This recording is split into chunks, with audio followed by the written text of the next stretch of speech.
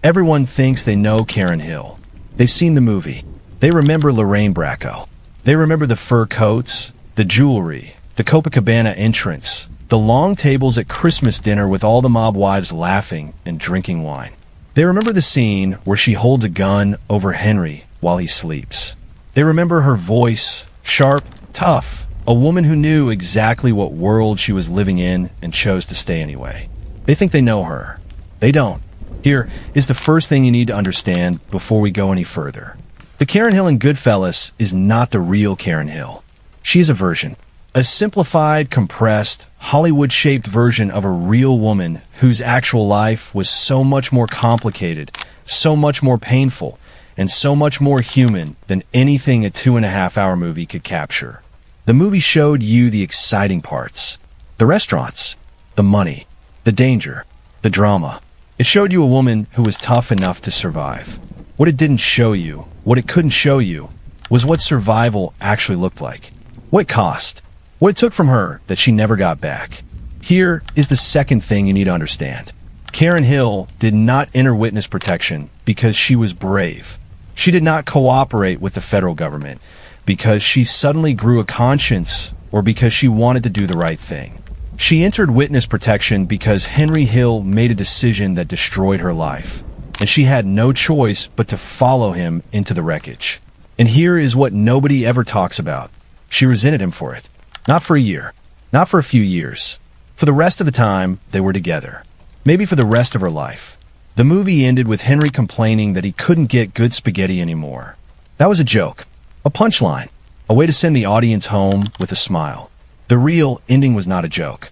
The real ending was Karen Hill living under a name that wasn't hers, in a city that wasn't her home, telling lies to every single person she met, watching her daughters grow up inside a false identity, and understanding with every passing year that the life she had known, the only adult life she had ever known, was gone forever. That is not a punchline. That is a tragedy. And it is a tragedy that almost nobody has bothered to tell. Until now. Before we go any further, I need to ask you something. Drop it in the comments right now. Where are you watching this from, and what time is it where you are? I ask this every time because I am genuinely amazed by where these videos reach.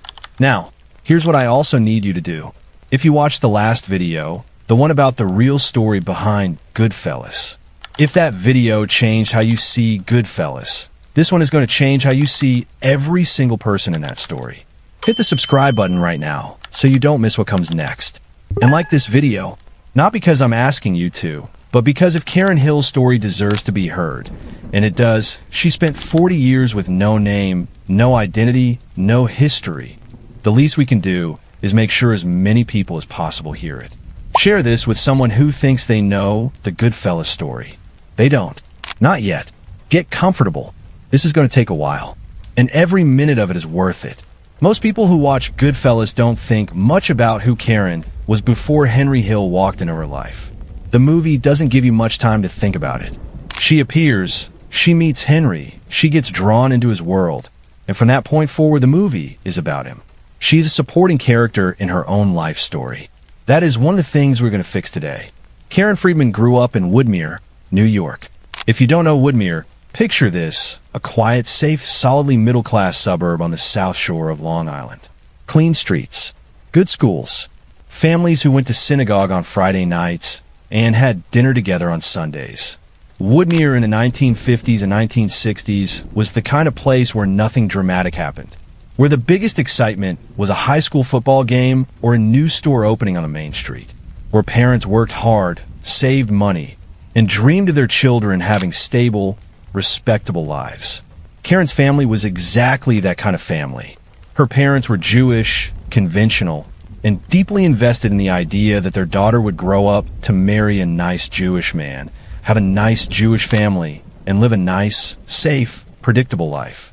There was nothing in Karen Friedman's upbringing that pointed toward mob wives and drug money and federal witness protection. Nothing. She was a normal girl from a normal suburb. And that fact matters enormously when you try to understand everything that came after. This is the thing that always gets lost in the Goodfellas narrative. People look at Karen Hill, the mob wife, The woman who helped move drugs, who screamed at Henry's girlfriends, who flushed cocaine down the toilet when the FBI came knocking, and they assumed she must have come from somewhere dark. Must have had some predisposition toward that life. Must have been drawn to danger from the beginning. That assumption is wrong. Karen Friedman came from exactly the kind of background that should have produced a perfectly ordinary life. The fact that it didn't, the fact that she ended up where she ended up, is one of the most psychologically interesting things about her story. And understanding where she started is the only way to understand how she got to where she ended. Karen met Henry Hill in 1965. She was 16 years old. He was 22. The meeting happened on a blind double date, the kind of casual social arrangement that was completely normal for that era. Two couples, some kind of dinner or outing, see if there's a connection. Simple. Except nothing about what followed was simple. Here is something the movie leaves out entirely. Henry Hill stood Karen up on that first date. He didn't show. She waited, and he didn't come. By any reasonable standard, that should have been the end of it. Normal 16-year-old girl from a respectable family gets stood up by a 22-year-old man she barely knows. You move on. You don't go back. You chalk it up to experience, and you find someone else. Karen went back. That decision, that single decision to give Henry Hill a second chance after he had already shown her exactly who he was, is one of the most important moments in this entire story. Not because it was dramatic. It wasn't. It was a teenager making a choice that probably didn't feel significant at the time. But it set the pattern for everything that followed. It established the dynamic of their entire relationship. Henry would do something that should have ended things. Karen would stay. Henry would push further than anyone had a right to push. Karen would absorb it. And over 20 years, that pattern would build and build and build until it became the architecture of her entire adult life. But why? Why did she go back? This is where we have to think carefully, because the easy answer, that Karen was naive, that she was foolish, that she made a stupid choice, is not the right answer. The right answer is more complicated and more human than that. Karen Friedman was 16 years old and growing up in one of the most boring places in America. Woodmere was safe. Woodmere was predictable. Woodmere was exactly the kind of place that a certain kind of young woman finds suffocating. Not every girl raised in that environment wants what it offers.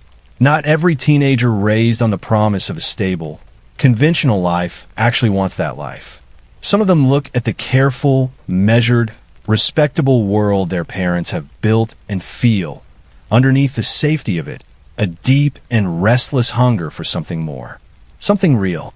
Something that feels alive. Henry Hill was alive. That's the only way to describe what he must have seemed like to a 16-year-old girl from Woodmere. He was 22, and he already carried himself like a man twice that age. He had money. Real money. Cash money. Not an allowance or a part-time job. He had confidence that came from somewhere Karen couldn't quite identify, but could absolutely feel. He had access to a world that was completely invisible from the clean streets of Woodmere. He was dangerous without being obviously threatening, exciting without being cartoonish. He was, in the most straightforward psychological terms, exactly the kind of person that a girl raised inside a safe, controlled, conventional environment would find irresistible. She didn't go back because she was stupid. She went back because Henry Hill represented everything that Woodmere wasn't. And at 16, that felt like freedom. Karen's family saw it differently. Her parents were not happy about Henry Hill. Not even a little.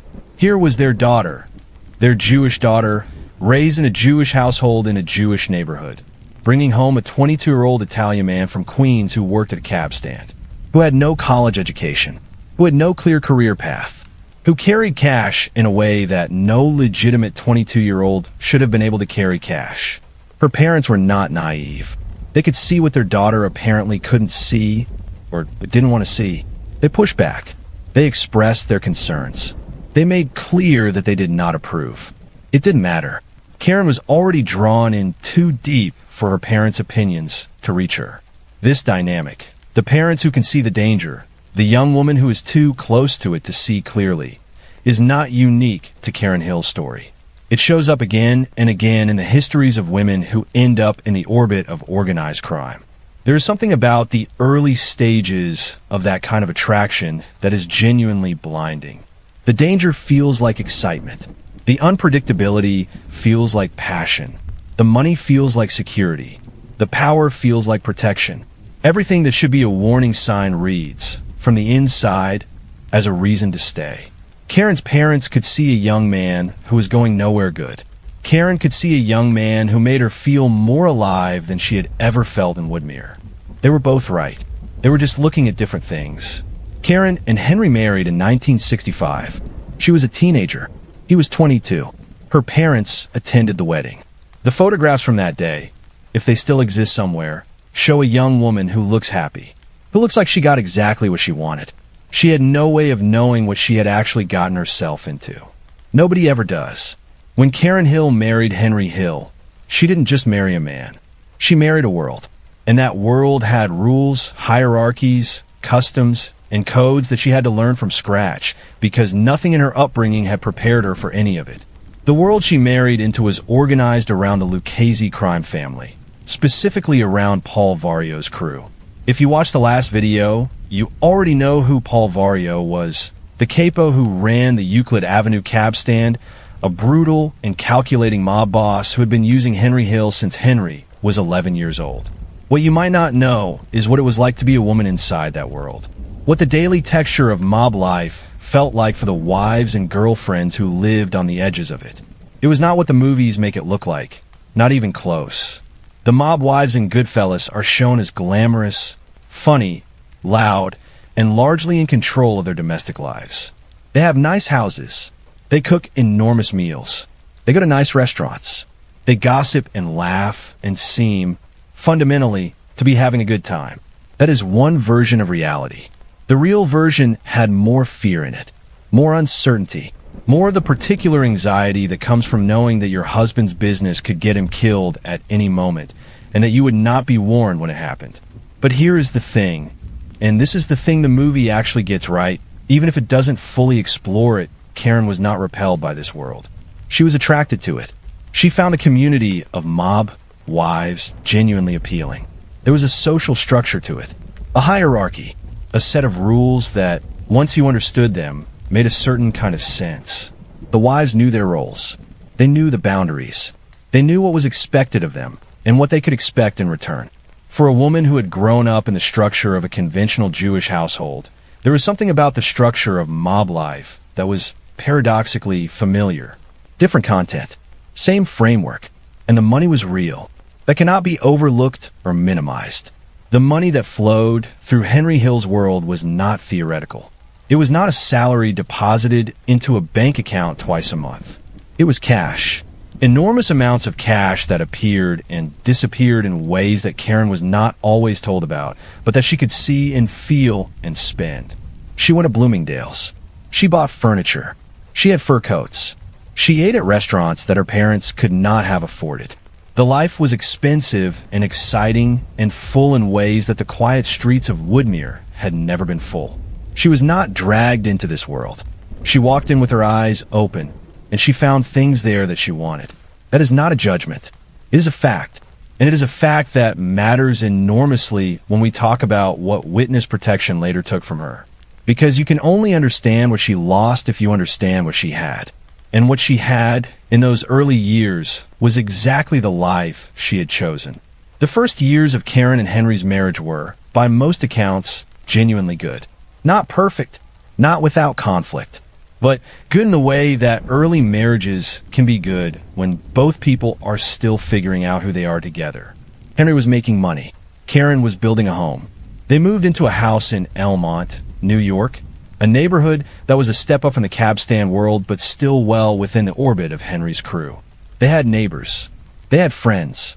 They had, eventually, 2 daughters, Gaia and Judy, who would grow up to understand far more about their father's world than any child should ever have to understand.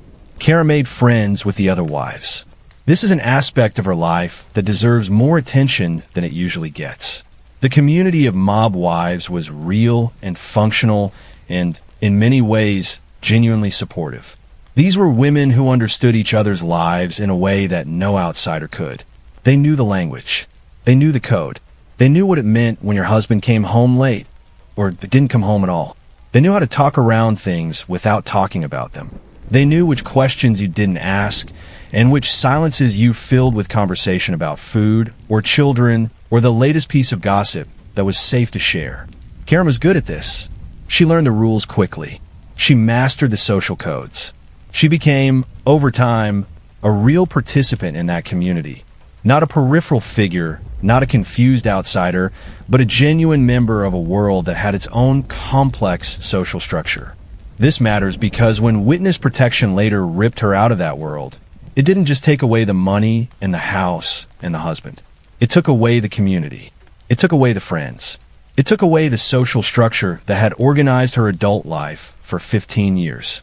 It took away everything she had built and knew and understood about how to be a woman in the world. And it gave her nothing to replace any of it except a false name and a new address in a city where nobody knew her.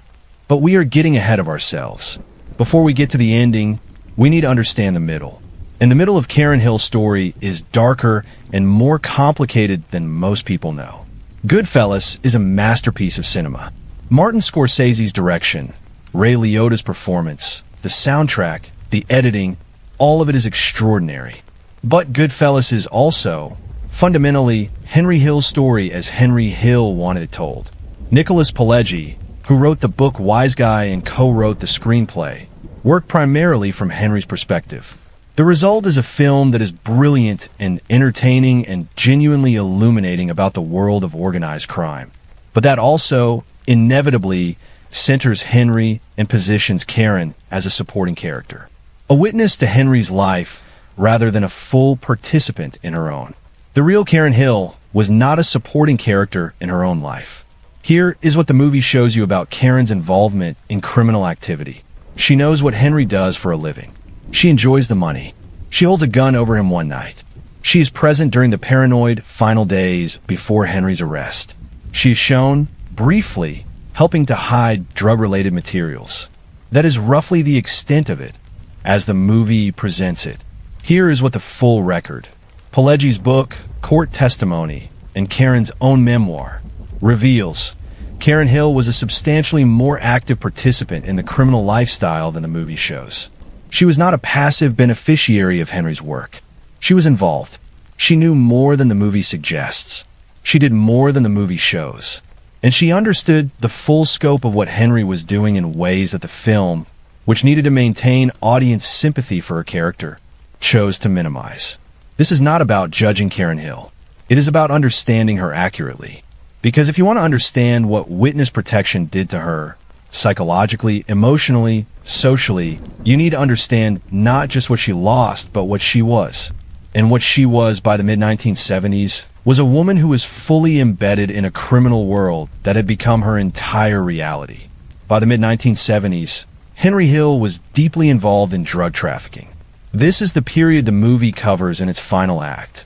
The paranoid montage of cocaine-fueled days, the guns, the FBI surveillance planes, the feeling that everything was about to fall apart.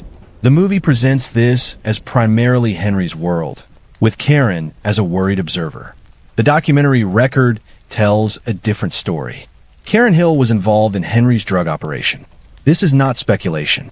It is documented in court records and confirmed in Nicholas Pileggi's reporting. She helped Henry move drug-related materials. She drove for him. She was present in the operation in ways that went beyond simply knowing what her husband did for a living. She was a participant. Now, it is important to be precise about what this means and what it doesn't mean. Karen Hill was not a drug kingpin. She was not running an independent operation. She was not the architect of anything. She was a woman who was deeply enmeshed in her husband's world, who had been normalized to that world over 15 years of marriage, and who did what was asked of her, or what she felt needed to be done to protect the operation and, by extension, her family. That is a very human thing to do. It is also a criminal thing to do. Both of those things are true simultaneously, and you can hold them both in your head at the same time. The movie shows Karen helping to hide drugs and drug money in the chaotic final days before Henry's arrest. That happened, but the movie presents it as a panicked, reactive moment. Karen scrambling to protect Henry in a crisis. The reality is that Karen's involvement was not limited to a single panic moment. It had been building for years. She had been living inside the operation, understanding it, and contributing to it in various ways for a long time before the final crisis arrived. This matters because it explains Karen's legal exposure when Henry was arrested. She wasn't just the wife. She had her own potential liability. And that potential liability was a significant factor in the decision to cooperate with the federal government, a fact that the movie glosses over almost entirely. Here is something that psychology research makes very clear, and that is absolutely essential for understanding Karen Hill's story. Human beings are extraordinarily adaptable. We can normalize almost anything if we are exposed to it gradually enough, and if the social environment around us treats it as normal. Karen Hill spent 15 years inside a world where violence was a tool, where illegal money was just money, where the rules of ordinary society did not apply, and where the community around her, the wives, the men, the whole social ecosystem of Paul Vario's crew, treated all of this as completely unremarkable. She didn't fall into that world all at once. She entered it gradually, over years, through a process of incremental normalization that is so well documented in psychological literature that it has its own name, the normalization of deviance. Think about what this means in practice. In 1966, when Karen was newly married to Henry, the idea of helping to conceal criminal proceeds would have felt wrong.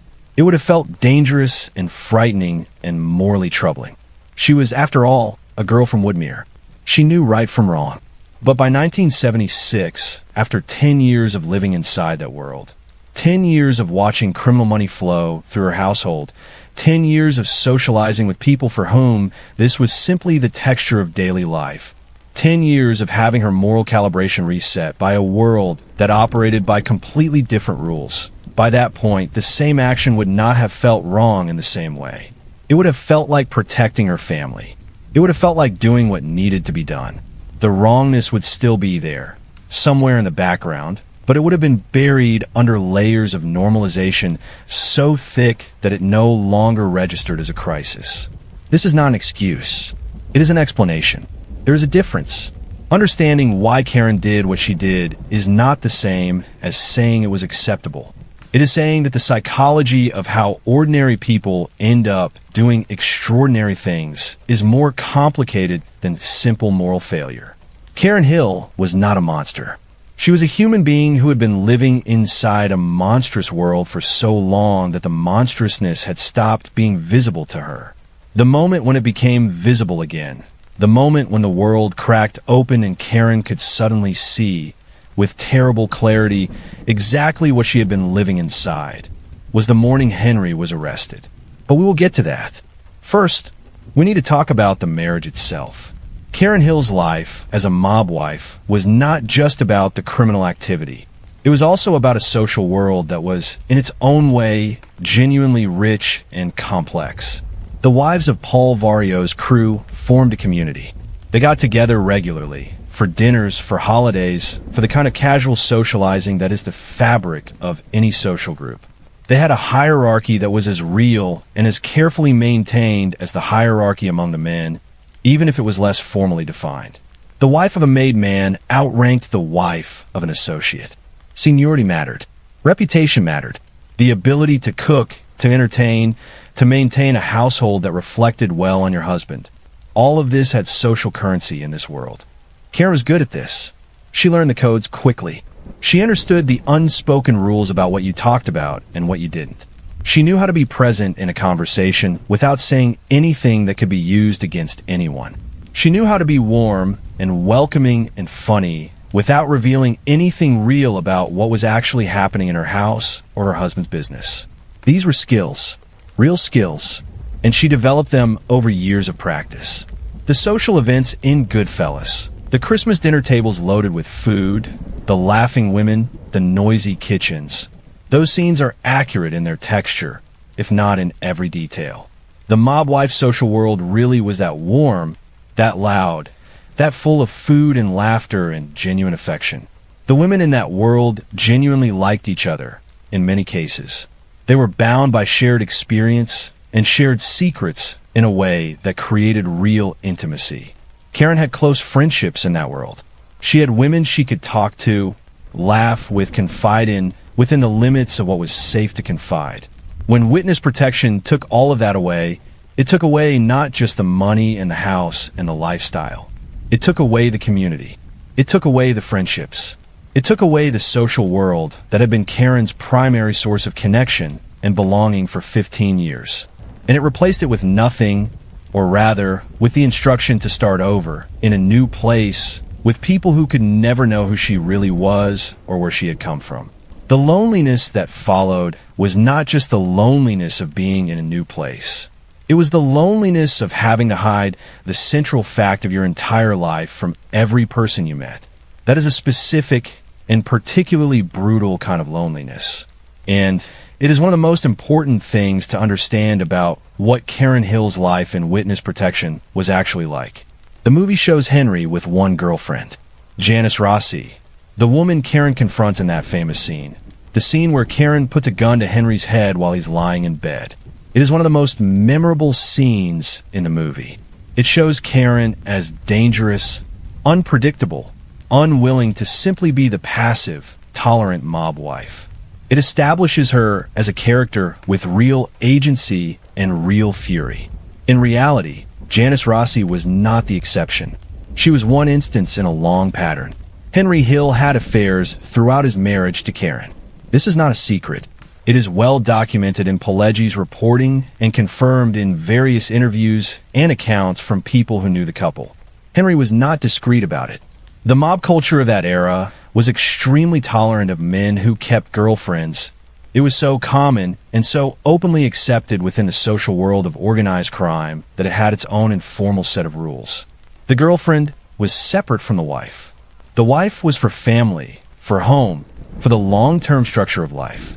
The girlfriend was for everything else. This was understood. It was the code. What the code did not account for was what it felt like to be the wife inside that arrangement. Karen knew. She always knew. And the movie's version, where the infidelity is presented as a dramatic crisis, a single confrontation, a temporary rupture, misses the grinding, daily reality of living with the constant knowledge that your husband was elsewhere, with someone else, and that the culture around you expected you to absorb this without complaint. Karen did not absorb it without complaint. The real Karen Hill was not a passive acceptor of whatever Henry chose to do. She fought. She confronted. She was, by all accounts from people who knew her, formidable when she was angry. The gun scene in the movie is not an exaggeration. It is drawn from a real incident. But the movie presents it as an isolated explosion, a single dramatic moment. The reality was that Karen's fury at Henry's infidelity was a recurring feature of their marriage, something that erupted periodically throughout their years together, was never fully resolved, and added layer upon layer of resentment and pain to a relationship that was already complicated enough. By the early 1970s, Henry Hill had a serious cocaine addiction. This is a matter of public record. His addiction was documented in FBI surveillance, in court proceedings, and in his own accounts of that period of his life. The movie portrays the addiction as a central plot element of the final act, the paranoid, chaotic period before the arrest. But the movie compresses time in the way that movies must, and what it presents as a relatively rapid deterioration was actually a much slower process that played out over many years and that fundamentally changed the texture of daily life in the Hill household. Living with an addict is a particular kind of experience that has been well documented by researchers, therapists, and the families of addicts themselves. It is characterized by unpredictability, by the constant management of someone else's moods and crises, by the way that the addict's needs come to organize the entire household around them, leaving everyone else to arrange their lives around the central, destabilizing fact of the addiction. It is exhausting. It is frightening. And it is a particularly isolating experience when the addiction is happening inside a criminal world where you cannot call for help, cannot seek outside support, cannot tell anyone what is really going on in your house. Karen was managing Henry's addiction, its financial demands, its behavioral consequences, its effect on his reliability and judgment, while also managing the household, raising 2 daughters, maintaining the social relationships that were essential to their standing in the crew, and dealing with her own relationship with cocaine, which developed during the same period. This is something that gets very little attention in most accounts of the Goodfellas story, but it is confirmed and it is important. Karen Hill developed her own cocaine habit during the same period that Henry's addiction was escalating. This makes complete psychological sense when you understand the context. She was living inside a world where cocaine was not just available, but ubiquitous. It was at the parties. It was in the social circles. It was the recreational substance of choice for the entire world she inhabited. She was under enormous stress, managing a volatile, unfaithful, increasingly erratic husband, raising 2 children inside a household that operated under constant threat of both mob violence and law enforcement scrutiny. Cocaine was right there. It offered relief. It offered energy. It offered, temporarily, the feeling that things were more manageable than they were. The movie shows Karen helping to process cocaine in the paranoid final days before the arrest. What it doesn't explore is what Karen's own relationship with the drug looked like over the years preceding that crisis. She was not simply a helper in Henry's drug operation. She was, by the late 1970s, also someone who had her own complicated relationship with the substances that were so central to that operation. Again, this is not about judgment. It is about accuracy, and about understanding the full human being that Karen Hill was, someone who was dealing with addiction, infidelity, criminal exposure, and the constant background terror of a life lived inside organized crime, all at the same time. The woman in that situation is more complex and more sympathetic than the movie had room to show. But she is also more implicated, more entangled, more deeply embedded in the criminal world than the movie suggests. Both things are true. The movie shows Karen as the volatile one, the gun scene, the confrontations with Henry's girlfriends, the screaming and the fury. Henry, in the movie, is charming and relatively passive in the face of Karen's anger. He deflects. He talks his way around things. He is slippery rather than directly threatening. The reality was more complicated than this in both directions.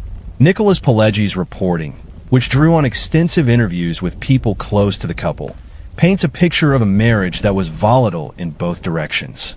This is documented territory, not speculation. There were incidents. There was volatility that went beyond Karen's explosions of fury at Henry's infidelity.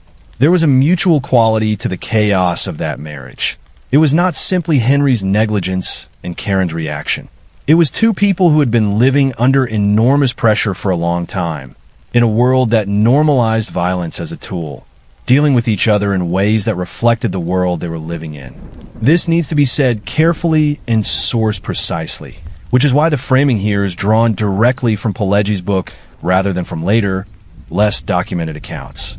But it needs to be said because the movie's version, where Karen is the fierce, autonomous woman and Henry is the charming, evasive man, is incomplete. The reality was messier, more human, more painful on both sides.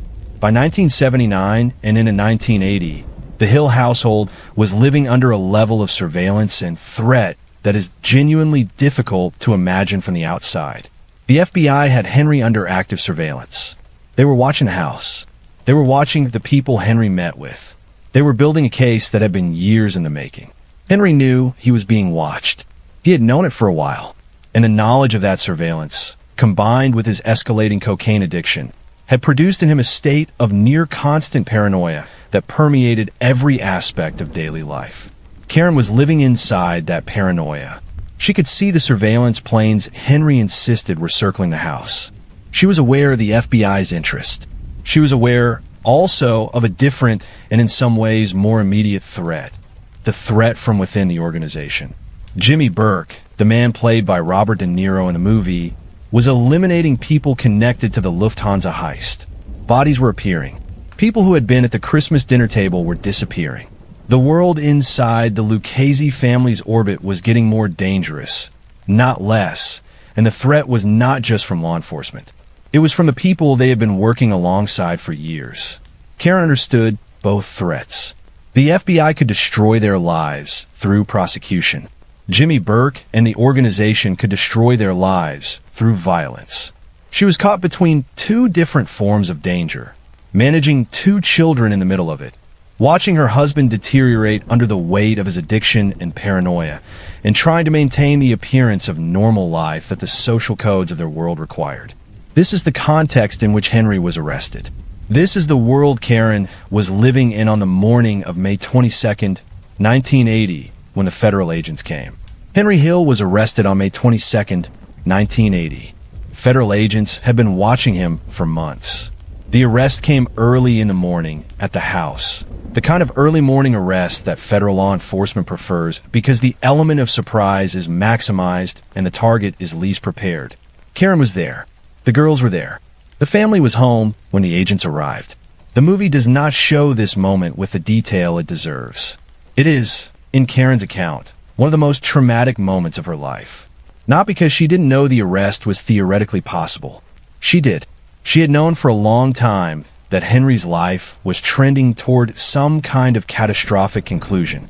But knowing something is theoretically possible and experiencing its reality are entirely different things. The agents at the door, the handcuffs, the authority of the federal government suddenly present in her kitchen. This was not theoretical anymore. It was real. It was happening. And it was the moment when the world Karen had built over 15 years began to come apart. What she did in the hours after the arrest is documented in Pileggi's reporting. She moved. She made phone calls. She tried to assess what was happening and what her options were. She contacted lawyers. She began to understand the scope of the problem. Not just Henry's arrest, but her own potential exposure, the charges that could be filed, the legal jeopardy she was in. She was not a passive bystander in the hours after Henry was taken. She was a woman trying desperately to understand what had just happened and to figure out what she could do to protect herself and her daughters. And then came the conversation that changed everything. Henry Hill decided to cooperate with the federal government. This decision, the most significant decision of his life and one of the most significant decisions in the history of organized crime prosecutions, was not made in a single moment. It was the product of a process that played out over weeks, during which Henry was held in federal custody, was assessed by prosecutors, and was presented with the stark arithmetic of his situation. Here is what that arithmetic looked like. Henry Hill was facing federal drug charges that carried substantial prison time. He was also facing potential charges related to other criminal activity that the FBI had been building a case around. He was 40 years old. He had 2 children. He had a wife with her own legal exposure. And he had, in the form of his testimony, something that the federal government wanted very badly, detailed insider knowledge of the operations of the Lucchese crime family, specifically about Paul Vario's crew and about Jimmy Burke's activities related to the Lufthansa heist. The FBI offered Henry a deal. Cooperate fully. Testify against Paul Vario, Jimmy Burke, and other members of the organization. Give them everything you know. And in exchange, significantly reduced charges, entry into the Federal Witness Protection Program, and a new life for yourself and your family. Henry took the deal.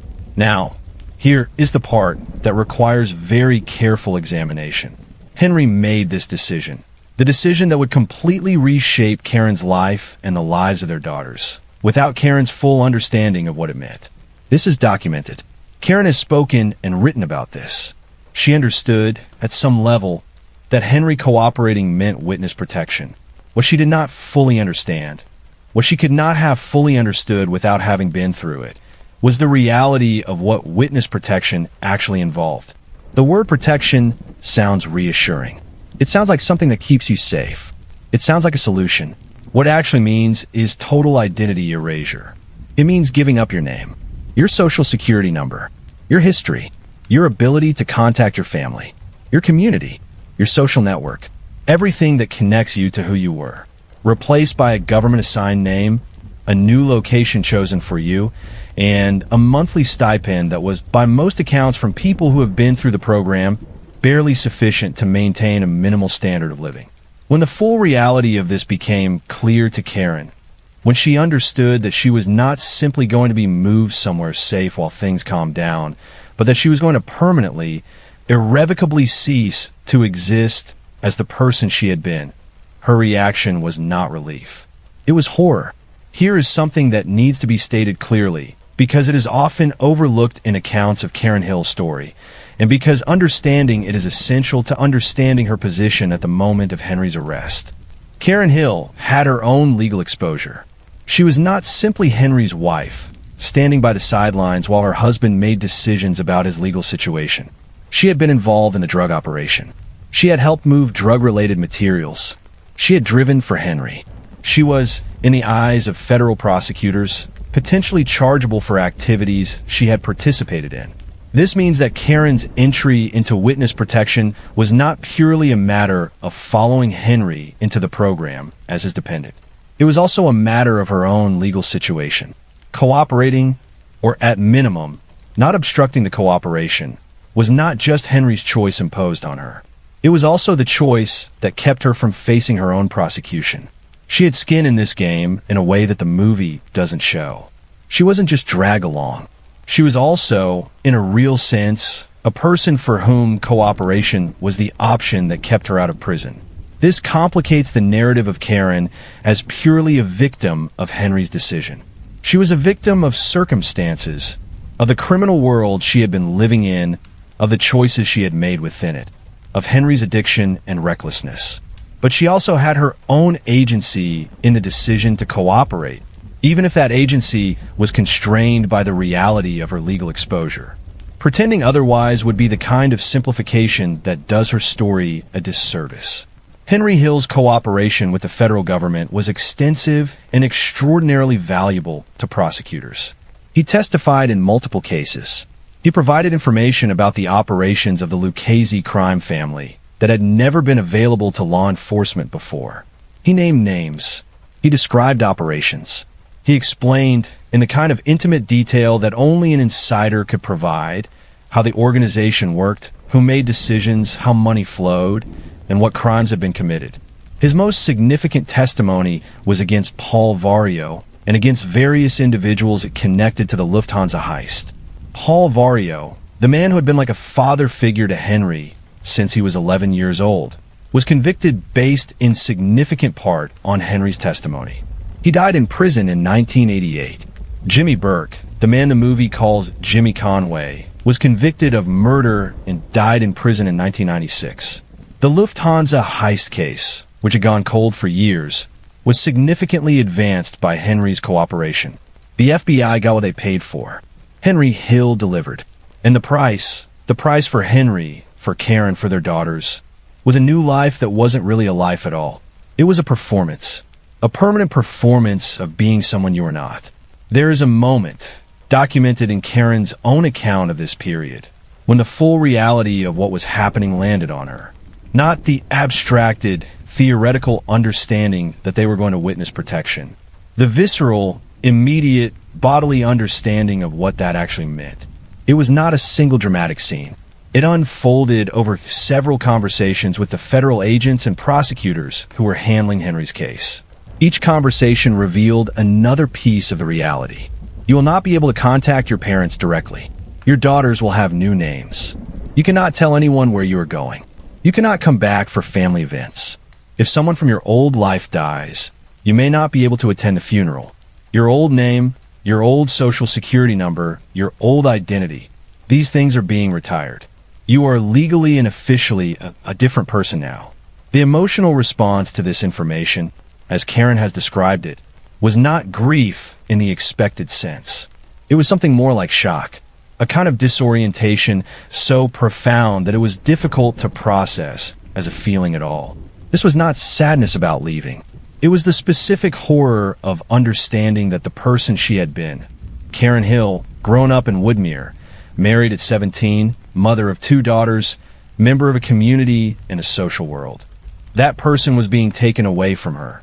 Not by her choice, not on her timeline, not with any kind of ceremony or closure. Just taken, replaced by a stranger with a different name who was supposed to build a different life from scratch. She had 2 daughters who were old enough to understand that something terrible was happening, but not old enough to fully understand what or why. She had parents she would not be able to call freely anymore. She had friends she would never be able to explain the truth to. She had a community that she was leaving without any ability to say goodbye. All of it gone. All of it taken. In exchange for the government's promise that they would keep her safe from the people her husband had just testified against. This was what witness protection actually meant, and Karen Hill had to figure out how to survive it. Gaia and Judy Hill were children when their family entered witness protection. Their ages at the time, young, school age, meant that they were old enough to have established lives. Friends, school routines, a sense of who they were and where they belonged, and young enough that the loss of all of that was genuinely traumatic in ways that child development research has since documented extensively. Research on children who undergo sudden, forced displacement, regardless of the reason, consistently shows elevated rates of anxiety, depression, and identity disruption. The loss of peer relationships in childhood and early adolescence has lasting consequences for social development. The experience of having to lie about who you are to new teachers, to new friends, to everyone in a new environment is psychologically corrosive in ways that are not always immediately visible, but that tend to emerge over time. Gaia and Judy Hill had to do all of this. New names, new school, new city, new story about who their family was and where they had come from. And they had to do it without being able to tell anyone the truth, without being able to grieve publicly what they had lost, without any kind of social permission to acknowledge that something enormous and painful had happened to them. Karen was managing her own devastation while simultaneously trying to protect her daughters from the full weight of it. This is the particular burden that falls on parents in crisis, the requirement to be strong for your children while you are falling apart yourself. It is one of the hardest things a human being can be asked to do. And Karen was asked to do it in circumstances that were about as extreme as parenting circumstances get. Most people's understanding of witness protection comes from movies and television. And most of what movies and television show you about witness protection is wrong. Not deliberately wrong, but simplified in ways that miss the most important truths about what the program actually involves and what it actually does to the people inside it.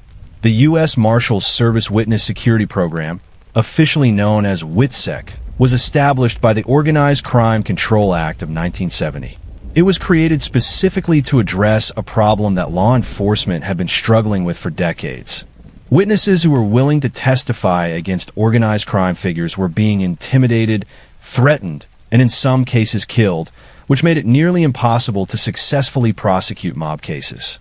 WITSEC was the solution, a program that would relocate cooperating witnesses, give them new identities, and provide ongoing protection so that their testimony could be secured and they could build new lives.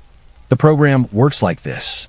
When someone is accepted into WITSEC, they are given a complete new identity, new name, new social security number, new birth certificate, new driver's license, all documentation necessary to establish legal existence as a new person.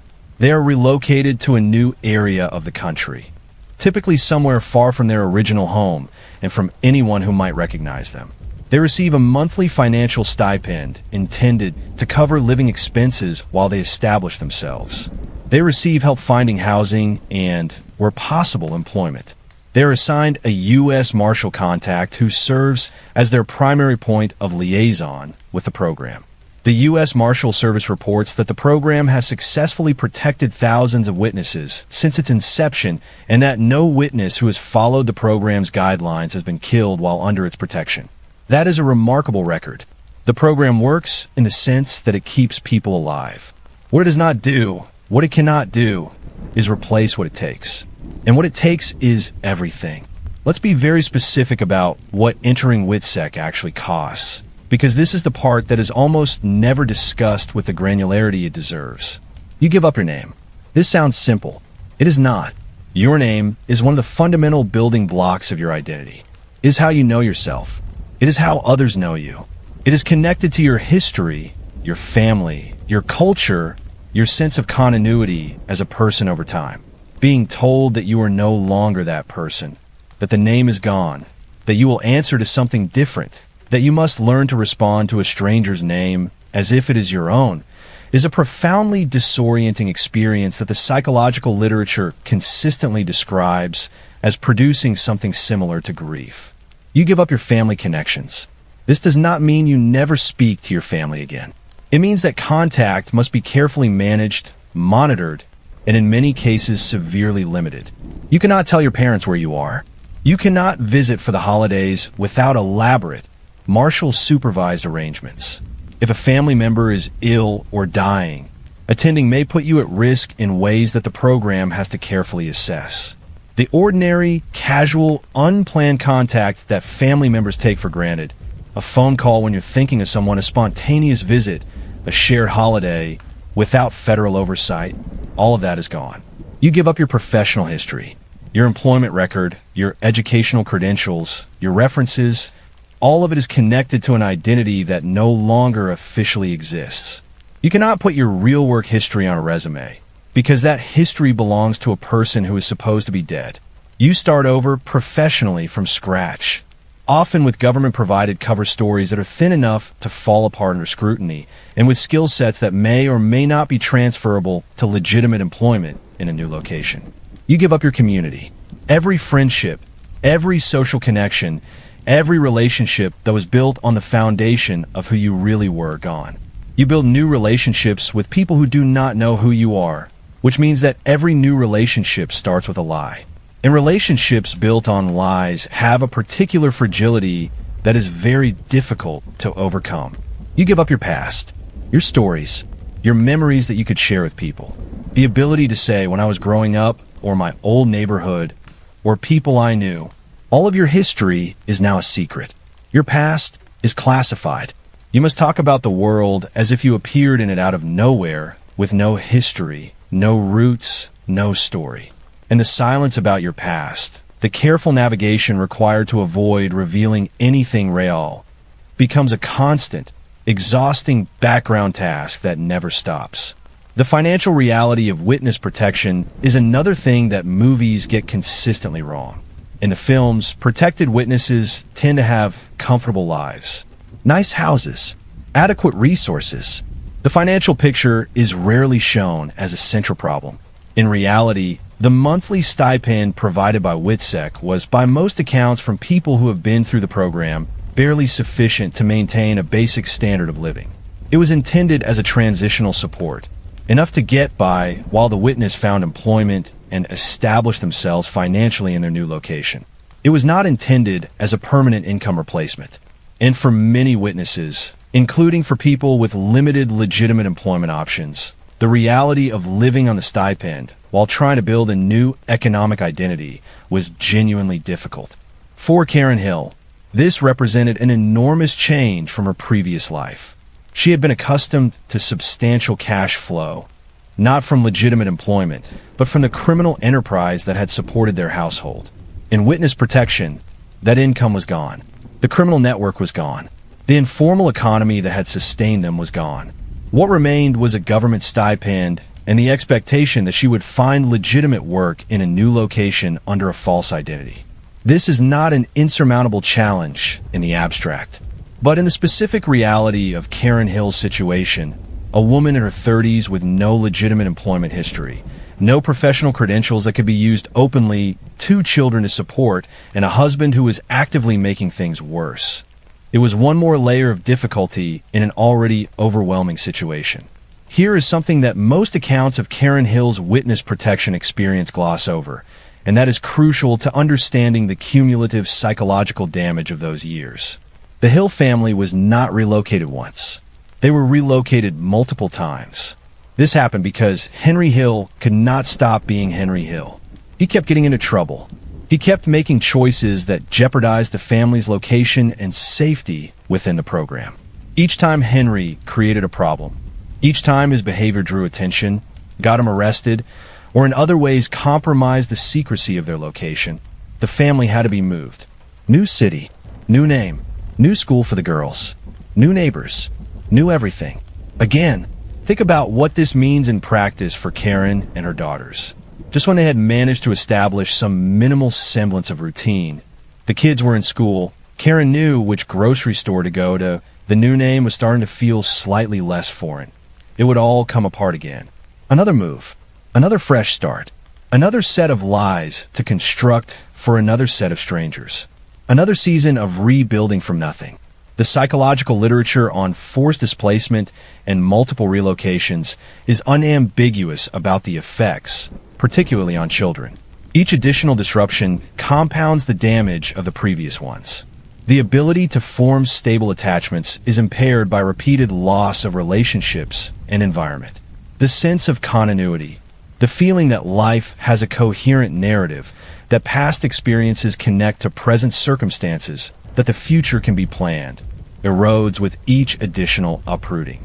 By the time of the third or fourth relocation, the very concept of stability becomes alien. You stop expecting things to last, because nothing ever has. Karen went through this. Her daughters went through this. And the person responsible for most of it was the man who was supposed to be her husband and their father. The psychological study of what happens to people when they lose their identities through witness protection, through forced displacement, through the kind of total social rupture that WITSEC represents, is genuinely illuminating and largely absent from public discussion of the witness protection program. Psychologists who study identity formation describe personal identity as existing across several interlocking dimensions. There is the narrative self, the story you tell about who you are and where you came from. There is the social self, the network of relationships and roles through which others recognize and confirm who you are. There is the positional self, your place within the social hierarchies and structures that give life meaning and direction. And there is the temporal self, your sense of continuity across time, the feeling that the person you were yesterday connects to the person you are today and will be tomorrow. Witness protection disrupts all four of these dimensions simultaneously. The narrative self must be abandoned. Your real story is classified. The social self must be dismantled. Your real relationships are gone. The positional self must be reconstructed from scratch in a new environment where nobody knows you. And the temporal self is severed. The person you were before the program is officially dead, and the person you are after has no history. No past, no continuity with what came before. Clinical psychologists who have worked with protected witnesses describe a constellation of symptoms that resembles, in many ways, the symptom profile of complex trauma. Chronic anxiety, difficulty forming new attachments, pervasive feelings of unreality, the persistent sense that the life you're living is not real, that you are performing rather than living. Depression, identity confusion, a specific kind of grief that has no socially recognized name because the losses involved, not a death, not a divorce, but the loss of everything, don't fit neatly into the categories that social support systems are built around. Karen Hill experienced all of this. She has spoken about it in her memoir and in interviews. The language she uses to describe her years in witness protection, the disorientation, the loneliness, the feeling of unreality, the grief that couldn't be expressed, maps precisely onto what the psychological research would predict. She was not weak for feeling these things. She was having a completely predictable human response to an extraordinary assault on her sense of self. Gaia and Judy Hill grew up in witness protection. This means they grew up inside a lie. A comprehensive, total, government-maintained lie about who they were and where they came from. And growing up inside a lie does things to children that are very difficult to undo. The most immediate effect is the one on peer relationships. Childhood and adolescence are the periods during which human beings learn, through practice, how to form and maintain relationships. This learning happens through precisely the kind of social interaction that is most difficult when you are hiding your identity. You learn to be a friend by sharing things about yourself, by being honest about your experiences and feelings, by allowing others to know you and allowing yourself to be known. All of this requires at least a basic level of authenticity. When authenticity is impossible, when the fundamental facts of your life are classified, the learning is impaired. Children who grow up in witness protection, and there is documented research on this, gathered over decades by researchers and advocates who work with WITSEC families, consistently report particular difficulties in their adult relationships. Not in all cases, not inevitably, but consistently enough to constitute a documented pattern. The experience of lying as a baseline condition, the absence of the stable social roots that normal childhood provides, the knowledge that relationships built on your false identity are built on a fragile foundation. These experiences leave marks. For Gaia and Judy Hill, these challenges were compounded by all the other complications of their specific situation. Their father was not a stable presence. Their mother was dealing with her own trauma and addiction recovery. They were moved repeatedly, compounding the displacement of each previous relocation. They were old enough when it started to understand that something had been taken from them, but too young to fully process it. They grew up, and they built lives exactly what the program wanted them to do. But the cost of those lives, the price paid in childhood stability and psychological security, was real and cannot be prettified. If you understand who Henry Hill was before witness protection, the compulsive criminal, the addict, the man whose life had been organized around rule-breaking since he was 11 years old, then what happened after he entered the program should not surprise you. But it is still, in its particulars, remarkable in the way that watching a predictable disaster unfold is always remarkable. Henry Hill could not stop. He was in witness protection. He had a new name. He had federal protection. He had, in theory, been given the chance that almost no one in his position gets: a genuine fresh start. The slate, legally and socially, had been wiped. He could have rebuilt something legitimate, could have used the skills he undeniably had: the charisma, the hustle, the ability to read people and situations quickly, for something that didn't destroy the people around him. He didn't. He kept going. He kept doing what he had always done. Within years of entering the program, Henry Hill was dealing drugs again. This is documented. It is not a rumor or an inference. It is in the public record. The man who had just spent years as a key government witness against major organized crime figures, the man whose testimony had helped put Paul Vario and Jimmy Burke in prison, was back to dealing drugs, under his protected identity, while receiving federal protection. This is almost incomprehensible from the outside. Why would someone do that? Why, having been given the extraordinary gift of a second chance, would you immediately start doing the exact things that destroyed your first chance? The answer is addiction, not in the sense of excuse or absolution, but in the clinical, documented sense. Henry Hill was a long-term addict. His cocaine dependence was severe, and severe long-term addiction does not get fixed by a change of address. It does not respond to a new name. The neurological reality of addiction, the way it rewires the brain's reward systems, the way it makes the substance feel necessary for functioning, the way it overrides the rational calculations that should produce better choices, travels with the person wherever they go. Henry Hill in Ohio or Henry Hill in Washington State was the same brain, the same neural patterns, the same addiction that Henry Hill in New York had.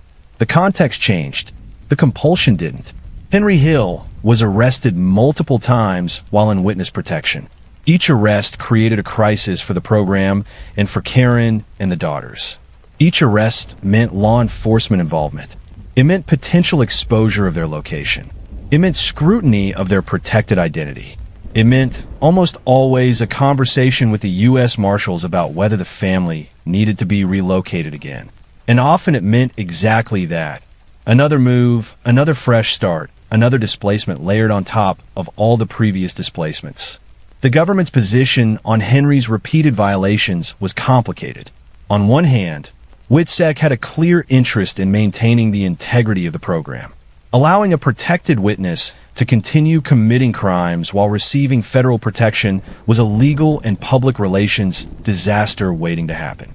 On the other hand, Henry Hill's testimony had been and remained valuable. He had testified in multiple cases. He was an ongoing resource for law enforcement, someone with knowledge of organized crime that was genuinely useful. Dropping him from the program entirely, which was the logical consequence of his repeated violations, meant losing a valuable asset. The government, for a long time, chose to keep him in. Each violation was managed. Each arrest was handled. The program bent its own rules repeatedly to accommodate a man who could not stop breaking them. And Karen and the daughters paid the price each time. There is a particular episode in Henry Hill's witness protection years that is so strange, so specific, and so revealing of his character that it deserves its own section. Henry Hill appeared on a television cooking show, on a Food Network program. Under his actual name, Henry Hill, he appeared on camera, was identified by name, and demonstrated how to cook Italian-American food. His identity, his face, his voice, all broadcast to the American public. This is not a rumor. It happened, and it happened while he was in witness protection. The story of how this occurred is a window into who Henry Hill was and why he was, by this point, effectively unmanageable by the program designed to protect him. Henry had, by this point, become semi-public. He had begun to leverage his connection to Goodfellas. The movie had come out in 1990 and had been enormously successful for money and attention. He was doing interviews. He was selling autographed memorabilia. He was, in effect, marketing himself as a celebrity based on his criminal past and his connection to one of the most celebrated crime movies ever made. All of this happened while he was technically in witness protection. The cooking show was the most visible and most absurd manifestation of this pattern. Here was a man who was supposed to be hidden from a mob, from the Lucchese family, from the people he had testified against, from everyone who had reason to want him dead, appearing on national television under his own name, talking to a camera about how to make pasta. For Karen, this was not just infuriating, it was frightening. Every public appearance Henry made was a security risk, not just for him, but for her and their daughters. The mob had long memories. The people Henry had helped put in prison had associates who were still free. Every time Henry's face appeared on a screen, every time his name appeared in a news article, the danger level for the whole family increased. He was not just destroying himself. He was endangering the people who had been relocated with him.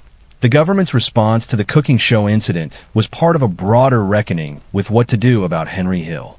He had become, effectively, impossible to keep hidden. He seemed almost to be deliberately sabotaging his own protection. Or, more likely, he was simply so addicted to attention and so driven by the need for money that the security implications did not register as real to him. The abstract threat of mob retaliation was less immediate, less compelling than the concrete reality of a paycheck or a camera turned toward his face. The cooking show was the most extreme example of Henry Hill's public activity during his witness protection years, but it was far from the only one. By the early and mid-1990s, Henry Hill had become, paradoxically, a minor celebrity. Goodfellas had made him famous.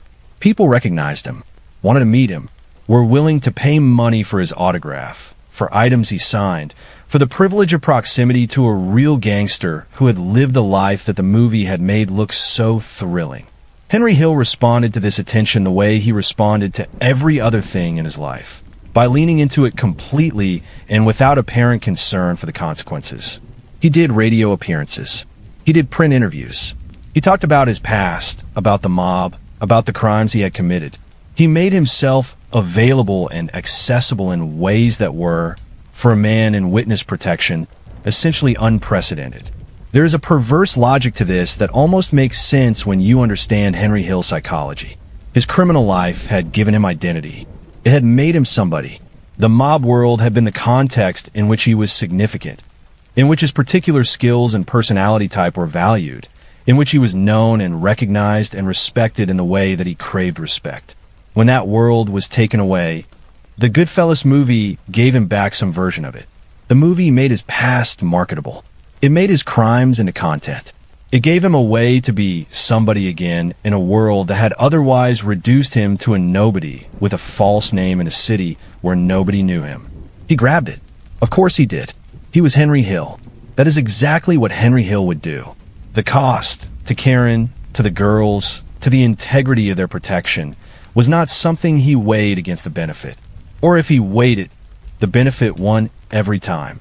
Karen Hill was watching all of this from inside the same protection program. She was living under a false name, in a place that wasn't her home, following all the rules, doing everything the program required of her. and her husband was on television. Her husband was giving interviews.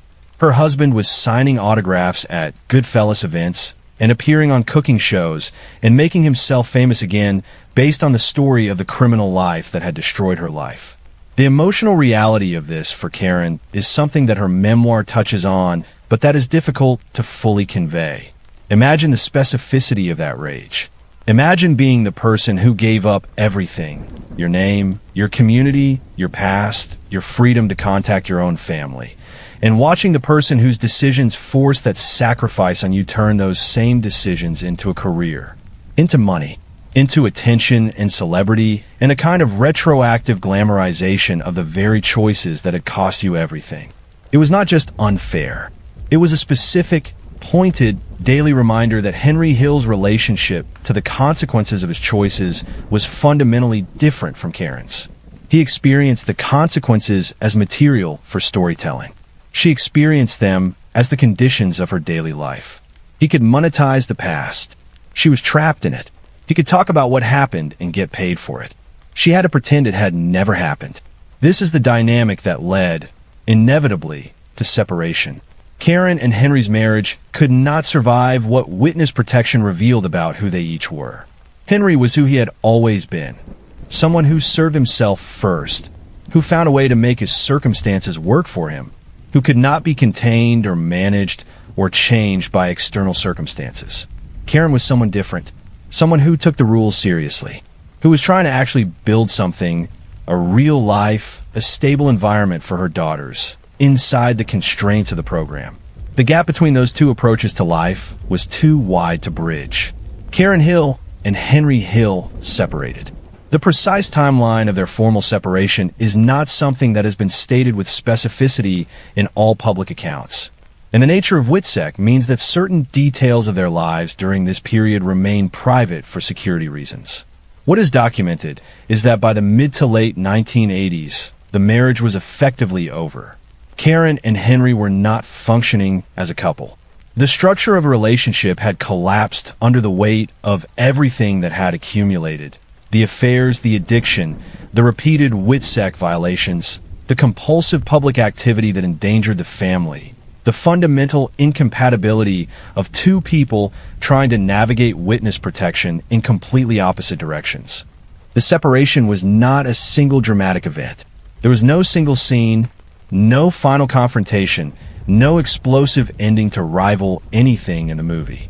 What there was instead was the gradual, grinding recognition that the marriage was finished, that it had been finished for a long time, in certain important senses, and that the formal acknowledgement of that fact was simply the last honest step in a process that had been unfolding for years. For Karen, the separation represented something complicated. On one level, it was a relief. Henry had been a source of danger and instability throughout their witness protection years. His addiction, his criminal activity, his reckless public exposure, all of it had been making her situation worse, not better, for years. Being free of his direct influence, of the immediate chaos that his presence created, was objectively better for her and for the girls. On another level, it meant being alone inside the program. Being a protected witness is isolating under the best circumstances.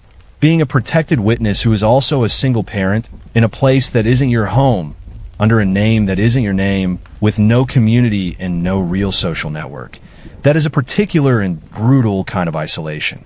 The support structure that a spouse is supposed to provide, the shared burden of daily life, the presence of another adult who shares your history and understands your situation, was gone. And there was nobody else who could fill that role. By definition, there was nobody in Karen's new life who knew her real history. Nobody who understood where she had come from and what she was carrying.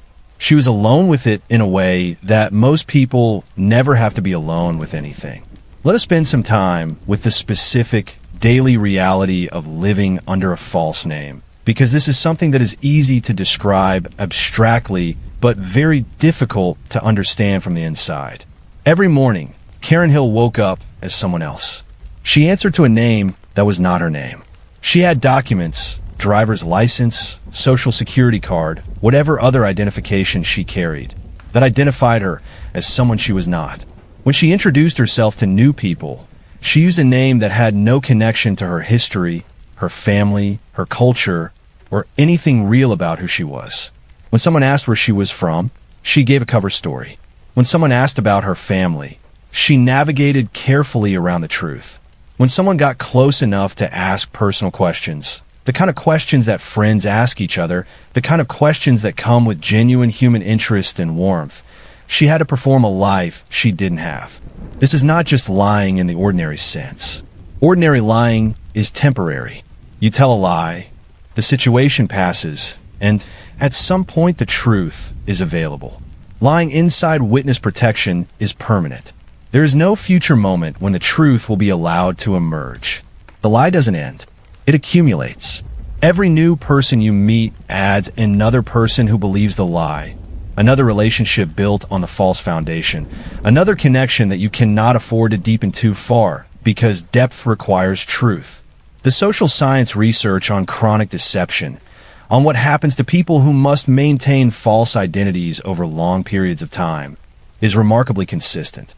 It consistently identifies what researchers call identity foreclosure, the shutting down of authentic self-expression as a survival mechanism. Over time, the skills of authentic connection atrophy.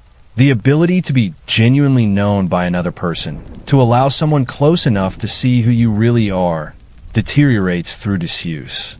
The person becomes, in a clinical sense, less capable of intimacy. Not because they don't want it, because the muscle of it has weakened from years of not being used. Karen Hill lived this. Years of performing a false self. Years of maintaining a story that wasn't her story. Years of keeping everyone at a distance that felt safe, which was also a distance that prevented the kind of real connection that makes a human life feel worth living. This is one of the cruelest aspects of what witness protection does to people. It saves your life and then makes that life very difficult to actually inhabit. Karen Hill was not in witness protection as a formality. The threat was real. The Lucchese crime family was real. The people Henry had testified against, and the associates of those people who were not in prison, were real. Mob retaliation against government witnesses is documented. It has happened. The FBI maintains threat assessments for protected witnesses, and those assessments are not theoretical exercises. They are responses to real intelligence about real intentions. The history of mob retaliation against witnesses provides context for understanding why Karen's protection was necessary and ongoing. There have been cases where witnesses were found despite the program's protections. Not many, but enough to establish that the threat is genuine and not abstract. The organized crime families that Henry Hill had testified against had long institutional memories. They had resources, they had motivation, and they had demonstrated through their history that they were willing to use violence to address threats to the organization. Karen's threat level was assessed by the program throughout her years in WITSEC. The specifics of those assessments are not public, as they should not be, but the general reality that she was in genuine danger from people with genuine motivation to harm her was not manufactured. It was real, and living with that knowledge, the knowledge that people somewhere out there wanted to find you, and that your continued safety depended on maintaining the lie of your false identity. The kind of chronic background terror is its own form of psychological damage.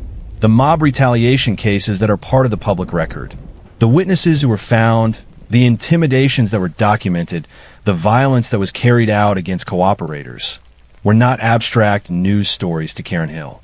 They were evidence of what could happen to her. They were the reason the lie had to be maintained. They were the stakes of every choice she made about how close to let anyone get, how much to say, how deep to let any relationship go. Gaia and Judy Hill grew up inside all of this. They became adults inside witness protection. They finished school. They started adult lives. They did what young people do. They built identities, found paths forward, began to establish themselves in the world. But they did all of this carrying the particular burden of their history and the particular constraint of their situation. They grew up knowing things that their peers didn't know. They grew up with a past that they couldn't talk about. They grew up as the daughters of Henry Hill and Karen Hill, two of the most consequential cooperating witnesses in the history of organized crime prosecution, without being able to acknowledge that identity to a single person in their daily lives. What is publicly known about Gaia and Judy Hill is limited, which is as it should be. They are private individuals who were placed in an extraordinary situation by circumstances entirely outside their control. They deserve the privacy they have maintained. What can be said, and what Karen has indicated in her memoir, is that they survived. They built lives. They found ways to move forward despite everything that was done to them, everything they lost, and everything they were asked to carry. That is a remarkable human achievement, and it deserves to be acknowledged. Karen's relationship with her daughters during these years, the shared burden of their situation, the particular intimacy that comes from going through something extraordinary together, the complicated dynamics of a family navigating impossible circumstances, is one of the most important and least discussed aspects of her story. The daughters were, in many ways, the thing that kept Karen going during the years when going seemed barely possible. They were the reason to keep performing the false life. The reason to keep getting up in the morning and answering to a name that wasn't hers and building something, anything, that could be called stable enough for them to grow up in. There's a quality to Karen's years alone in witness protection that is difficult to capture in narrative because it is defined precisely by the absence of drama. This is not the exciting part of the story. There are no heists, no confrontations with mob bosses, no cinematic moments that would work as set pieces in a movie. What there is instead is the daily reality of a woman living under a name that isn't hers, in a place that isn't home, telling the same lies to the same strangers, managing the same loneliness, carrying the same invisible weight, day after day after day, year after year after year. This is the part of the Goodfellas story that the movie couldn't show because it doesn't make for good cinema. The grinding repetition of a diminished life. The specific sadness of having been someone and then being required to be nobody. The way that time, when it passes inside those conditions, doesn't feel like healing. It feels like erosion, like something being slowly worn away. Karen Hill went through this. She went through it without the option of talking openly about it, without the ability to seek the kind of therapeutic support that requires honest disclosure of who you are, without access to the community of shared experience that makes hard things more bearable.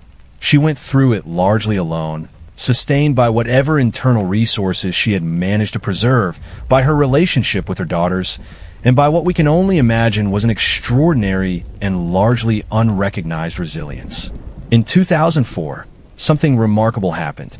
Karen Hill, a woman who had spent more than 2 decades being officially nobody, living under a name that wasn't hers, hidden from the world in a government protection program, wrote a book. She published her own account of her life.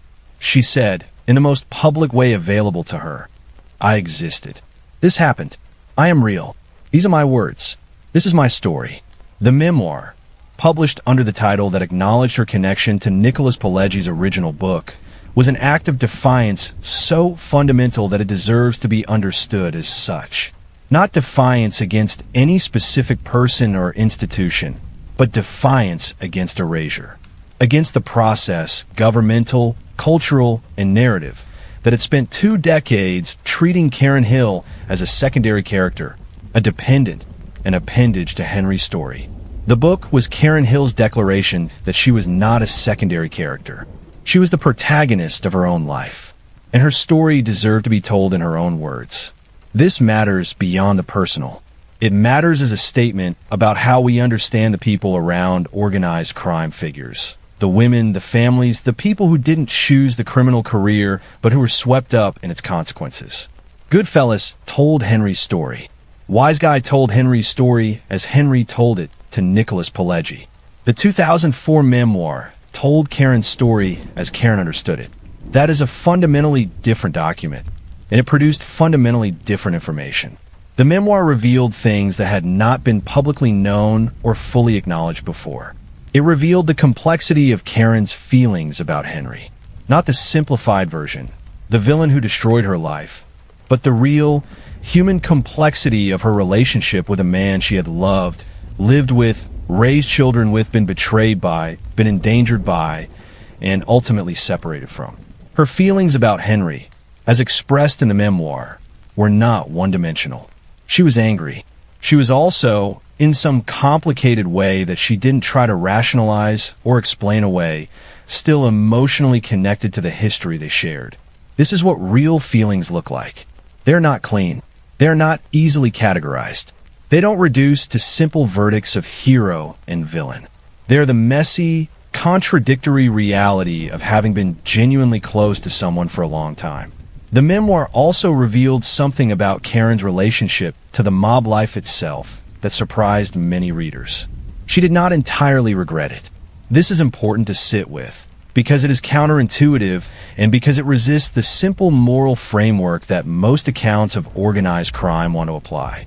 She had loved parts of that life: the community, the energy, the money, the sense of belonging to something larger than herself.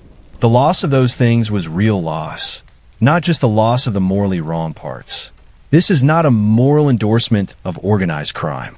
It is an honest human accounting of what it is like to have lived deeply inside a world and then had it taken away. The fact that a world can be simultaneously wrong and be the world you loved. Both things at the same time. Most people who have lived through the collapse of a life they were embedded in, through divorce, through the loss of a community, through any kind of total rupture with a previous existence, will understand this emotionally, even if the specific content of Karen's case is extreme. The memoir also revealed, in more detail than any previous account, the experience of witness protection from inside, the disorientation, the loneliness, the daily burden of the false identity, the specific challenges of raising daughters inside the program, the way that Henry's behavior in Witsec had compounded the difficulty of everything, the way that the separation from her family of origin, from her parents, from the people who had known her as Karen Friedman, had accumulated over the years into a grief that she had never been given permission to express.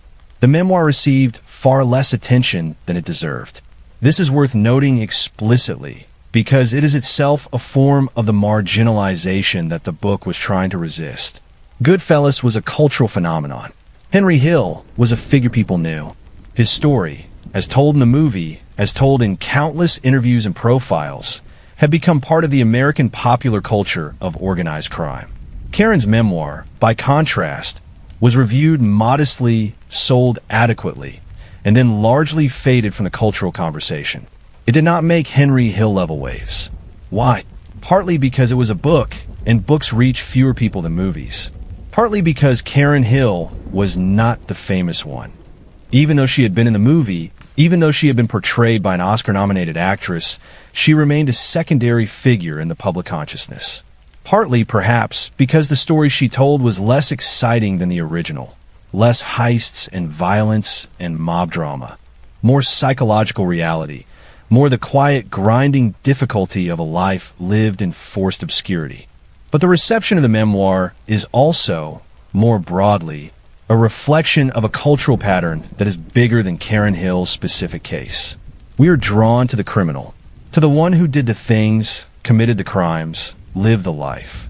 The people around that person, the family members who are not the perpetrators, but who lived inside the consequences, are culturally less interesting. They are a supporting cast. We give them sympathy, but not sustained attention. We acknowledge their suffering, but don't examine it deeply. The memoir was Karen Hill insisting that this pattern was wrong, that her experience deserved the same depth of attention as Henry's. That what happened to her was not a footnote to someone else's story, but a story in itself. She was right. She is right. And if you're still here watching this, then you're already disagreeing with your presence, with a cultural pattern that made her memoir a footnote. There is another dimension to the memoir that deserves attention. Publishing it was not without risk. Karen Hill was a protected witness. Her safety depended, at least in part, on the maintenance of her false identity. Writing a memoir that identified her as Karen Hill, as the real person whose story Goodfellas was based on, was a decision that had security implications. The decision to publish suggests that by 2004, Karen had made a calculation that the risk of identification was either manageable or that the alternative, remaining permanently silent about her own life, was no longer acceptable. That the need to claim her story, to assert her existence as a real person with a real history that deserved to be acknowledged, outweighed the risk calculus. This is a profound act of self-assertion. It is the kind of thing that happens when a person has been silent for long enough that the silence itself has become intolerable. When a maintenance of a lie costs more than the exposure of the truth. When a human being reaches the point where being nobody, having no name, having no publicly acknowledged story, feels more dangerous to who they are as a person than the physical risks of going public. Karen Hill wrote the book. She put her name on it. She said, "This is who I am. This happened to me. I'm not going to disappear." Before we talk about what we don't know, let's establish clearly what we do know. Because the temptation in a story like this, particularly in the context of a long-form video where the audience is primed for revelation, is to fill the gaps with speculation presented as fact. I'm not going to do that. I told you at the beginning that every claim in this video would be sourced, and that commitment applies here as much as anywhere else. What is confirmed? Karen Hill was alive as of 2004, when she published her memoir. She was alive and giving interviews in the years shortly after the memoir's publication. She has maintained a very low public profile in the years since. There is no credible documented evidence of her death as of the most recent information available. What is confirmed about Henry Hill? Henry Hill died on June 12, 2012. He was 69 years old. The cause of death was reported as complications from emphysema. He died in a hospital in Los Angeles. At the time of his death, he was reportedly in a relationship with someone other than Karen.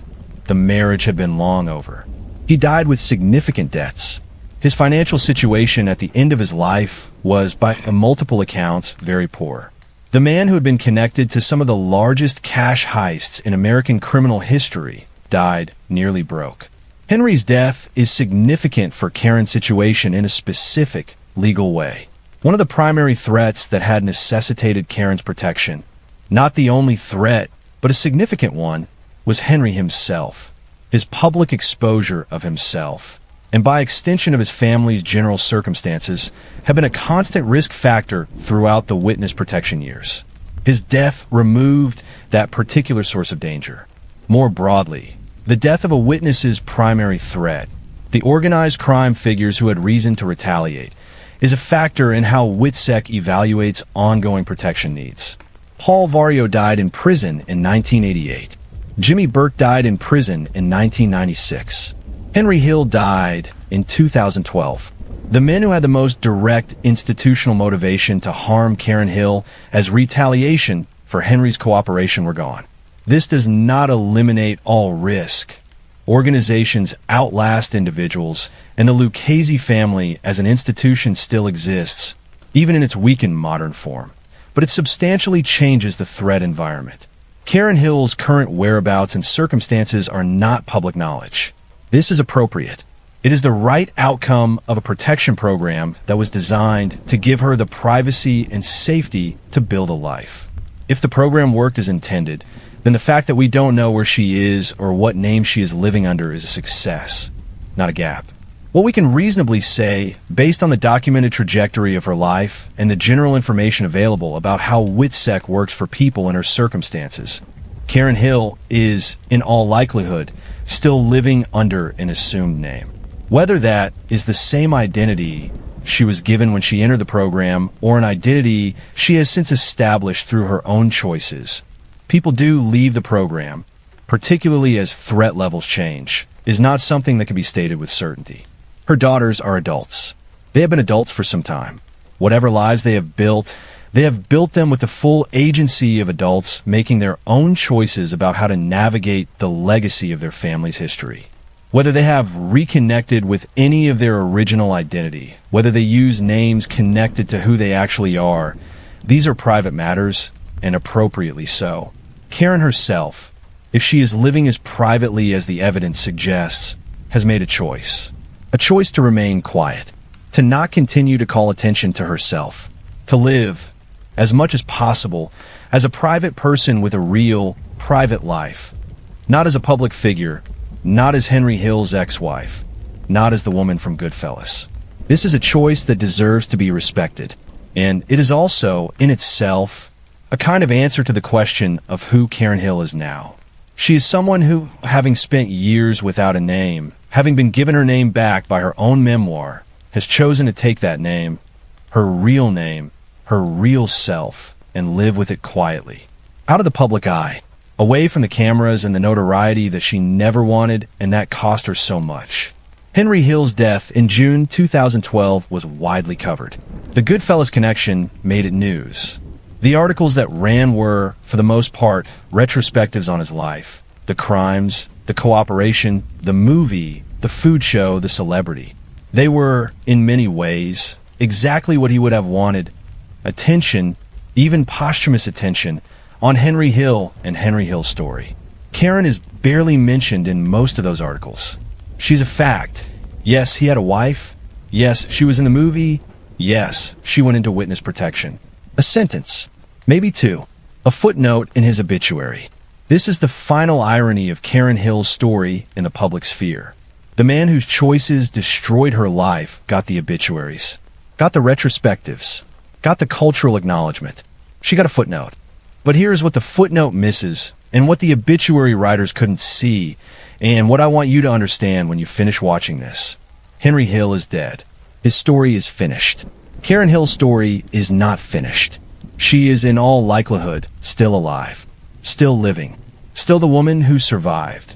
Not just the mob, not just the FBI investigation, not just the plea deals and the witness protection program, but the grinding, years-long experience of having been erased and having had to rebuild herself from nothing more than once. She is still here, somewhere, living a life. A real life. A life that belongs to her. That is more than Henry Hill can say. After everything, here is the question that remains. Who is Karen Hill now? Not the mob wife. Not the protected witness. Not the woman in the Goodfellas movie. Not the person in the obituary footnotes. Who is she now, today, as a human being living in the world? The honest answer is, we don't know. And the honest answer is also, we shouldn't know. Her privacy is not a gap in the record that needs to be filled. It is what she earned. It is what she built. After everything that was taken from her, the name, the community, the history, the choice, she has the right to her own life, lived on her own terms, without the public's need to know where she is and how she's doing. What we can say, what the full arc of her story, taken seriously, suggests, is that she is a person of extraordinary resilience. Not the kind of resilience that gets celebrated in inspirational speeches, not the Hollywood kind that produces triumphant moments and swelling music. The real kind, the quiet kind, the kind that shows up in getting out of bed every morning under a name that isn't yours, in making lunch for your daughters when you have no community and no history and no social support system, in writing a book that says I existed, I was real, this happened to me, and then going back to being quiet, to being private, to living the life you built out of nothing. That is Karen Hill. That is who she is and what she did. And that deserves to be said clearly, at full volume, even if she will never hear it. In every story about organized crime, there are two kinds of victims. The first kind are the obvious victims, the people who are hurt directly, the people who are robbed, beaten, extorted, murdered. These victims are terrible. Their suffering is real and should be acknowledged and named. The second kind of victims are the people who survive. The people who lived through the criminal world, not as perpetrators, not as direct targets, but as the wives, the children, the family members who were drawn into the orbit of that world and had to find ways to keep living after it collapsed. These victims don't get the same acknowledgement because their suffering doesn't announce itself in the same dramatic way. It is not a body. It is not a crime scene. It is a woman living under a false name in an unfamiliar city, trying to explain to her daughters why they can't call their grandmother. Karen Hill is one of these invisible survivors. She's not the only one. Every organized crime case that produced cooperating witnesses produced families who went into protection programs, who gave up their identities, who tried to rebuild from nothing. The Lucchese family cases produced others. The 5 families produced others. The various mob trials of the 1980s and 1990s that used WITSEC to secure witness testimony produced others. We know almost nothing about most of them because the program works by keeping them invisible. Karen Hill became visible, partly through Goodfellas, partly through her own memoir, partly through Henry's compulsive public activity, in ways that most protected witnesses never do. And because of that visibility, her story gives us a window into an experience that is usually completely hidden. She's not just her own story. She is a representative figure for a whole category of experience that the culture has never adequately examined. The U.S. Marshals WITSEC program is, by the metrics it is designed to optimize for, a success. It keeps people alive. The documented record of the program. No witness who has followed its guidelines has been killed while under its protection is a genuine achievement.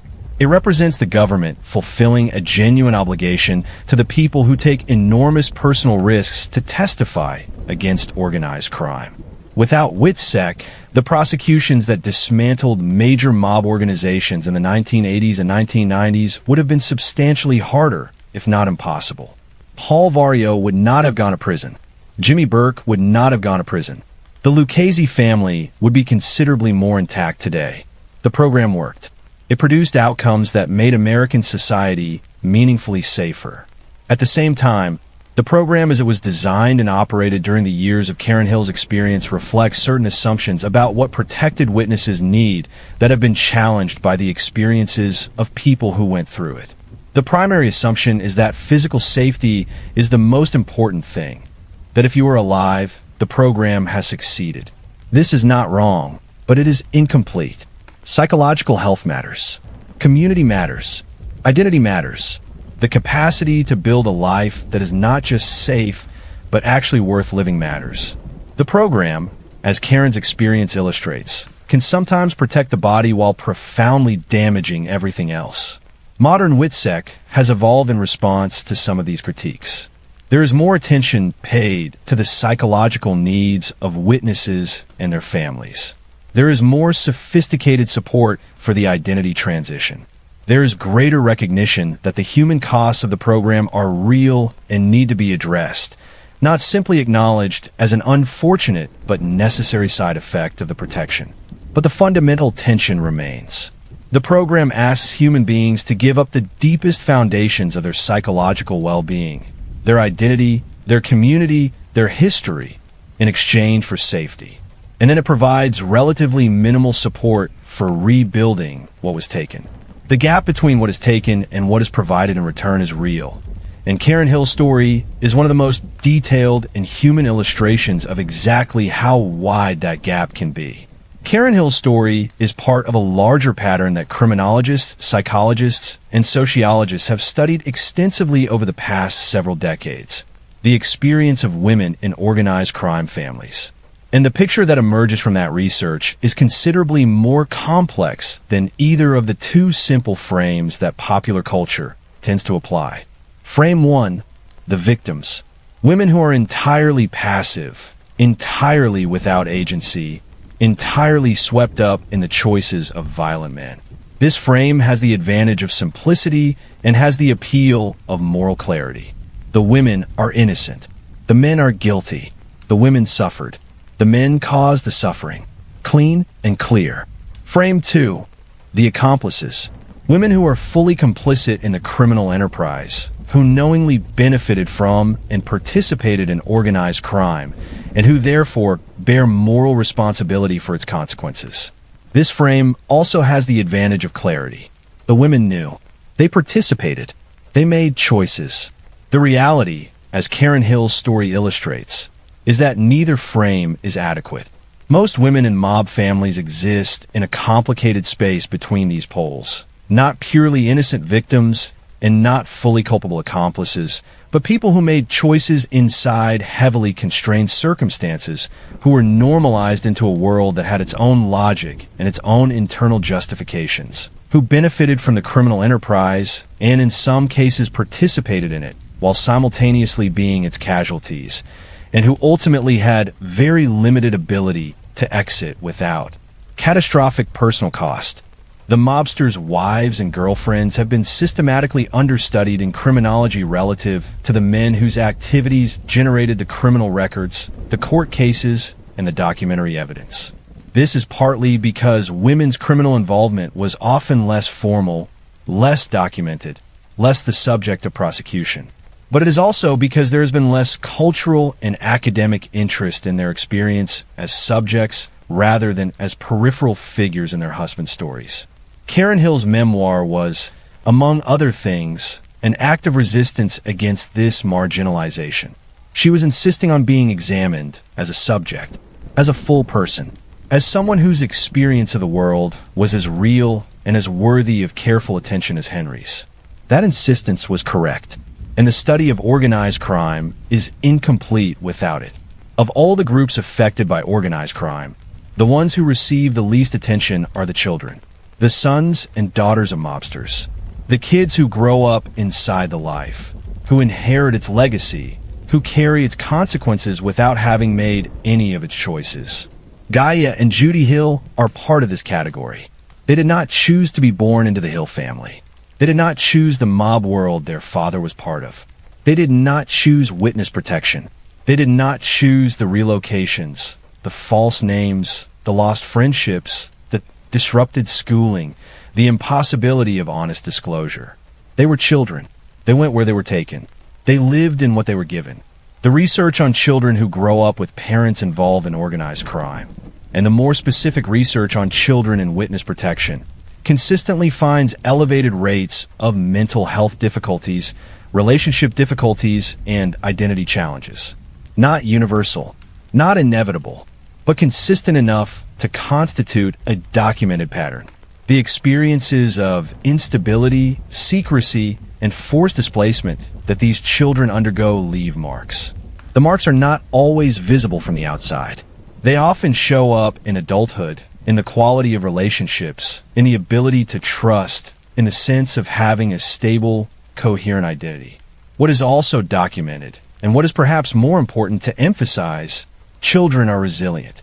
Not infinitely resilient and not without cost, but human beings, even young human beings who go through terrible things, have a remarkable capacity to build lives despite those things. The daughters of Karen and Henry Hill built lives. They are adults in the world. Their lives are their own. The legacy of what they went through is part of those lives, but it is not the whole of them. Karen's role in this, her insistence on maintaining whatever stability was possible, on being present for her daughters through the years of chaos and relocation and false identity, is something that deserves acknowledgement. Whatever her failures and complications and struggles during those years, she was there. She kept showing up. She kept trying to provide the minimum conditions her daughters needed to grow and survive and eventually build adult lives. That is not nothing. In the circumstances she was in, it was everything. Goodfellas is a masterpiece of cinema. This has been said and remains true. Martin Scorsese made a film that is brilliantly constructed, perfectly performed, and genuinely illuminating about the psychology of organized crime and the seduction of the criminal life. It is one of the great American films. It is also a film that many people, maybe most people, misread. Scorsese intended Goodfellas as a critique of the criminal life.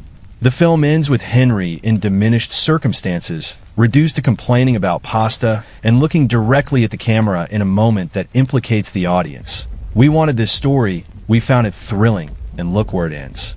The ending is meant to be a come down, a deflation, the real cost revealed. But many viewers took from the film not the critique, but the glamour.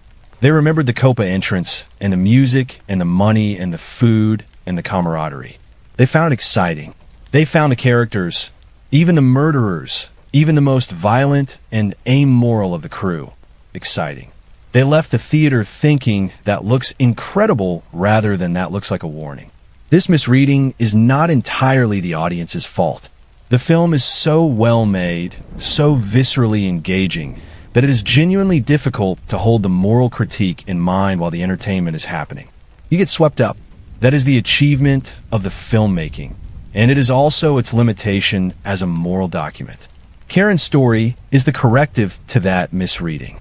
Karen's story is what Goodfellas looks like from the outside of the excitement, from the position of someone who lived the reality rather than watching it on screen. And from that position, there is no nostalgia. There is no excitement. There is only the long, quiet aftermath, the false names and the moved addresses and the daughters under assumed identities and the years of lying to strangers and the grief that had no name and the loneliness that had no end. The movie ended. Karen Hill's story didn't. In the last Goodfellas video, we established something about the men of the Vario crew. Every single one of them ended up in one of three places: dead, in prison, or broken by what the life had done to them. There are no exceptions. Not one man in that world achieved the dream, the wealth, the power, the respect, the good life that had drawn him in. Not one. Karen's story adds a fourth category: erased. Not dead, not in prison, not even broken in the conventional sense. Erased, made into nobody, given a new name and a new address and the instruction to start over as someone else and to never, under any circumstances, be who she had actually been. She survived. She is surviving. But the version of her that survived is a person the world constructed rather than a person she built herself. A ghost wearing someone else's face. A woman who had to recreate herself from scratch in her 40s, in cities she hadn't chosen, among strangers who would never know her real name.